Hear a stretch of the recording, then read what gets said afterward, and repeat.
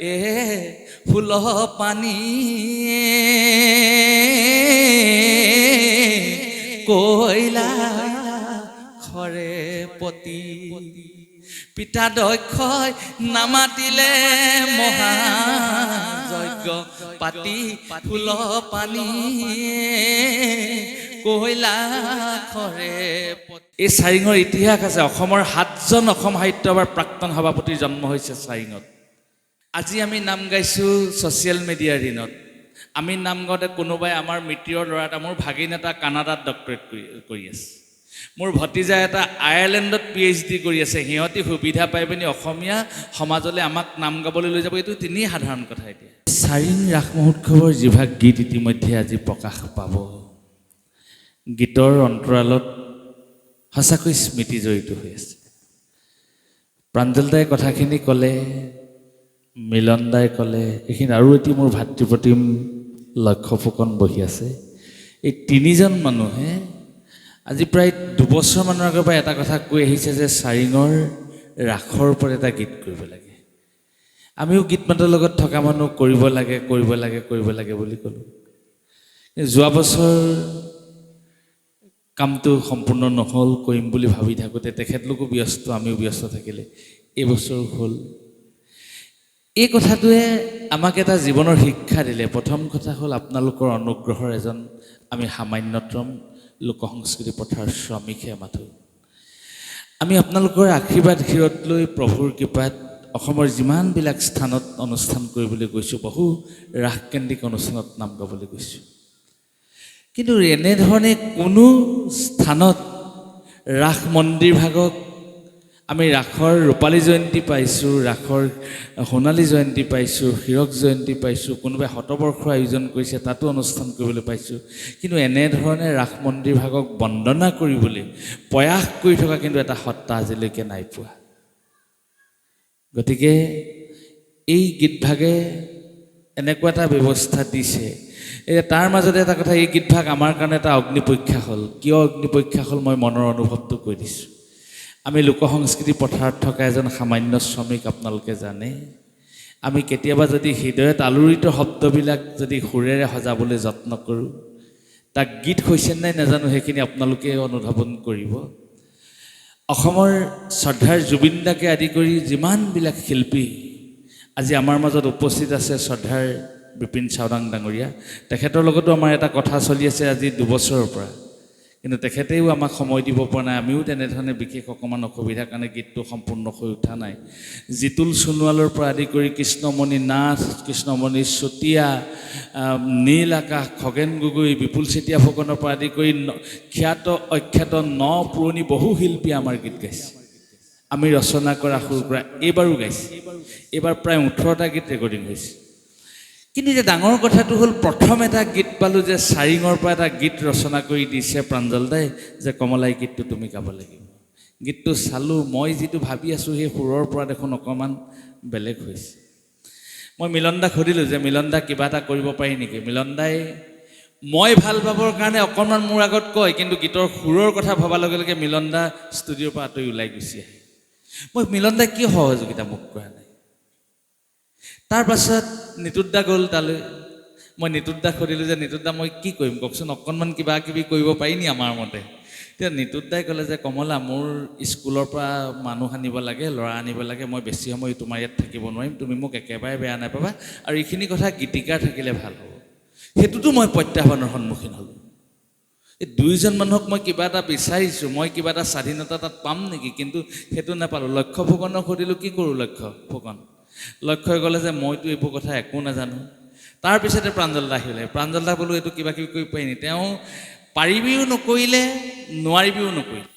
কিন্তু তেওঁ ক'লে যে এইটো বস্তু এনেকৈ হ'লে ভাল হয়। তাৰ পাছতে বিপুল ভিন্দৌ আছেই, তেওঁ মোক ক'লে হেৰা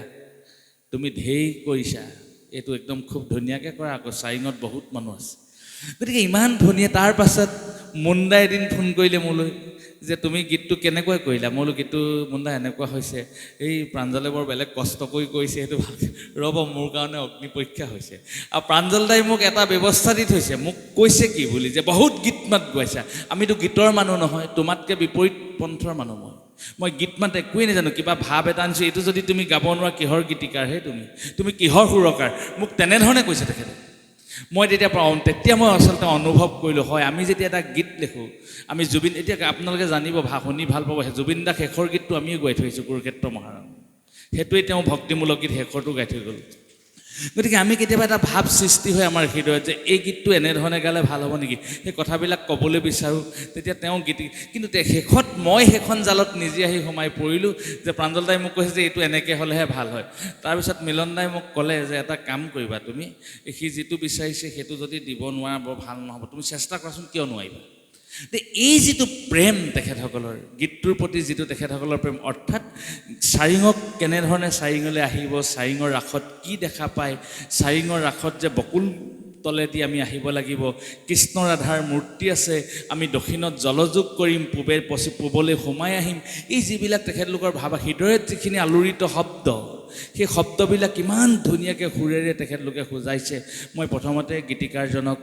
মই প্ৰাঞ্জল দাক শ্ৰদ্ধা জনাইছোঁ সেৱা জনাইছোঁ সেৱা শ্ৰদ্ধা এইটো কাৰণে জনাইছোঁ তেখেত আমাৰ লাইনৰ মানুহেই নহয় তেখেত এজন শিক্ষক সংগীতৰ পৰা বহু বাহিৰত কিন্তু এটা সংগীত হৃদয়ত তেওঁ আছে হৃদয়ত থকাৰ কাৰণে হৃদয়ৰ অনুভূতিবিলাক স্বতঃস্ফূৰ্তভাৱে দি দিছে অৰ্থাৎ কৃষ্ণক তেওঁ ভাল পাইছে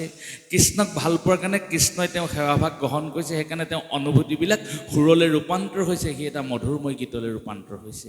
গতিকে সেই গীতটো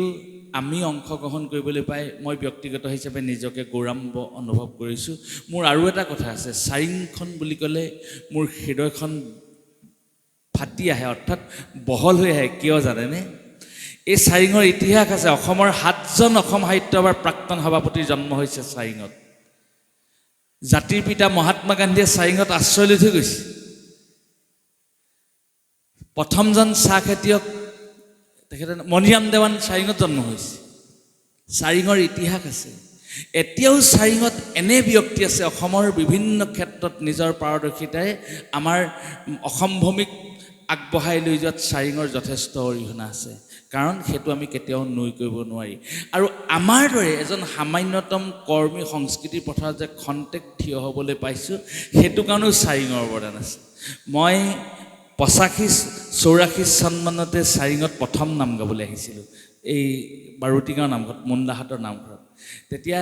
ৰেডিঅ'ত নাম এষাৰ দিয়ে সেই নামষাৰ ভুলে শুদ্ধ গাওঁ হাফ পেণ্ট এটা পিন্ধি আহোঁ লোকৰ মোৰ নবৌগৰাকী বাৰুতিগাঁৱৰ পৰা নিছে মুন বাৰুতিহঁতৰ বংশৰ পৰা তেখেতলোকৰ লগত আহোঁ পথাৰে পথাৰে খোজকাঢ়ি এই লংকেশ্বৰে বোল মামায়ে পঞ্চৱতী যোৱা মৃগৰূপ ধৰি মামা সীতাক ভুলোৱা এই নামষাৰ ৰেডিঅ'ত মুকুল খনিকৰ ডাঙৰীয়ে গাইছিলে মুকুল খনিকৰ ডাঙৰীয়াও চাৰিঙৰে সন্তান আৰু সেই নামষাৰকে শুনি শুনি মই তাত নাম গাবলৈ সুবিধা পাইছিলোঁ তেখেতলোকে মৰম কৰিছিলে আৰু সেই পৰ্যায়ৰ পৰা আজি আহি আপোনালোকক সেৱা কৰিলোঁ তেতিয়াহ'লে আমাৰ জীৱনৰ অন্তৰালত চাৰিঙৰ জানো অৱদান নাই চাৰিং আমাৰ বুকুত থকাই নাই চাৰিং আমাৰ শিৰত আছে সেইকাৰণে চাৰিঙক ভাল পাওঁ চাৰিঙে বহুত জন্ম দিব বহু চাৰিঙৰ সম্ভাৱনা আছে এতিয়াও আপোনালোকে জানে আজি হয়তো বয়স ছাৰ ইয়ালৈ উপস্থিত আপোনালোকে আৰু কেইটামান কথা শুনি ভাল পাব মই দিহানাম জগতৰ কৰ্মী হিচাপে কথাটো প্ৰকাশ কৰিব লাগিব এইকাৰণে কৰিব লাগিব সেইটো মোৰ নৈতিক দায়িত্ব আজি আমি নাম গাইছোঁ ছ'চিয়েল মিডিয়াৰ দিনত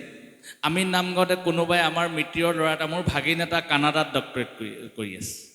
মোৰ ভতিজা এটা আয়াৰলেণ্ডত PhD কৰি আছে সিহঁতি সুবিধা পাই পিনি অসমীয়া সমাজলৈ আমাক নাম গাবলৈ লৈ যাব এইটো তিনি সাধাৰণ কথা এতিয়া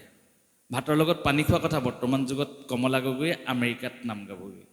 কিন্তু 52 চনত যেতিয়া চাৰিঙলৈ মণিৰাম দেৱানৰ শতবৰ্ষ অনুষ্ঠানত অংশগ্ৰহণ কৰিবলৈ পণ্ডিত বেণুধৰ শৰ্মা অসম সাহিত্য সভাৰ প্ৰাক্তন সভাপতি বুৰঞ্জীবিদ বেণুধৰ শৰ্মাই যেতিয়া লৈ আনিছিলে অসমৰ সেই সময়ৰ ৰাজ্যপাল জয়নাথ দৌলত সিংৰাম আমি তথ্য সংগ্ৰহ কৰিছোঁ আমি গ্ৰন্থত সেইবিলাক কথা উল্লেখ কৰিছোঁ দৌলত সিংৰাম ছাৰ চাৰিঙলৈ আহিলে চাৰিঙত আহি ইয়াৰ বৰেণ্য শিল্পী আমাৰ পিতৃপুৰুষদ্ৰী শিল্পী ৰুভাই খনিকৰ ছাৰে তেওঁৰ সন্মুখত নাম গালে ৰাম শিঙা বজাই বজাই ফুল পানী কয়লা খৰে পতি পিতা দক্ষই নামাতিলে মহাযজ্ঞ পাতি ফুল পানী কৈলাসৰে পতি তেওঁ নামষাৰ গাইছে আৰু ৰামহেঙা অৰ্থাৎ পেঁপাটো বজাই বজাই গাইছে ৰাজ্যৰ মুৰব্বীজন ৰাজ্যপালজন বোলে অতি বিমুগ্ধ হ'ল আৰু লগে লগে বেণুধৰ শৰ্মা ছাৰক মাতি আনিলে কাষলৈ এতিয়া বেণুধৰ শৰ্মা ছাৰক ক'লে যে এই মানুহজনে গোৱা গীতটো মই খুব ভাল পাইছোঁ এখেতক ৰাজভৱনলৈ নিব লাগে এতিয়া 52 চনত তেখেত আহি 53 চনত চাৰিঙৰ এজন শিল্পীয়ে ৰাজভৱনত নাম গাবলৈ পাইছে আমি আজি কোনোবাই ৰাজভৱনত নাম গাবলৈ পাইছোঁনে পাইছোঁ নি কওকচোন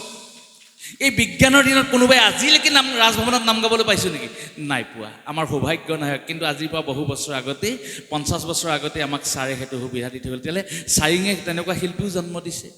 গতিকে সেইকাৰণে চাৰিঙৰ অৱদান আমি কৈ শেষ কৰিব নোৱাৰোঁ আমাৰ জীৱন ধন্য হৈছে চাৰিঙত এই গীতটো গাবলৈ পায় আপোনাসকল হ'ল জীৱাত্মা আপোনাসকল কোন জানেনে চাৰিংখন যে পবিত্ৰ হৈছে কিনো পুণ্য কৰিলে কতৰু তৃণগণে গোবিন্দৰ পদৰেনো পাইলে প্ৰতিদিনে ইয়াত কাইলৈ পৰহিলৈ ৰাস হ'ব ৰাস হোৱাৰ লগে লগে শ্ৰীকৃষ্ণই নৃত্য কৰিব আৰু সমস্ত তৰু তৃণলৈকে ইয়াত সমস্তখিনি উপকৃত হ'ব আৰু তাত সৌভাগ্য কোন কিনো ভাগ্য চাৰিঙ প্ৰজাৰ অৰ্থাৎ বজেৰ বজাৰ জগতৰ হৰি আহি সংগী ভৈলা যাৰ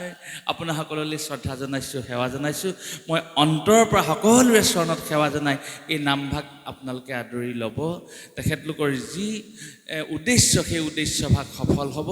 হওক সকলোকে ভগৱানে কৃপা পৰীক্ষণ কৰক বৃন্দাবনত কৃষ্ণ থকালৈকে গোপিনীসকলৰ বা ব্ৰজবাসীৰ একো অপায় মংগল হোৱা নাছিল ইমানবিলাক মিছাইল নিক্ষেপ কৰিলে কংসই কোনোবাৰ জানো গাৰ নোম ছিঙিব পাৰিলে একো কৰিব নোৱাৰিলে সকলোকে ঈশ্বৰে সেই শক্তি প্ৰদান কৰক অসতুমা সৎগময় তমস্যমা জ্যোতিগময় মৃত্যুমা অমৃতংগময় ওম শান্তি ওম শান্তি ওম শান্তি এই কামনাৰে এই প্ৰাৰ্থনাৰে আমাৰ অনুভৱ ব্যক্ত কৰি সকলোকে সেৱা জনাইছোঁ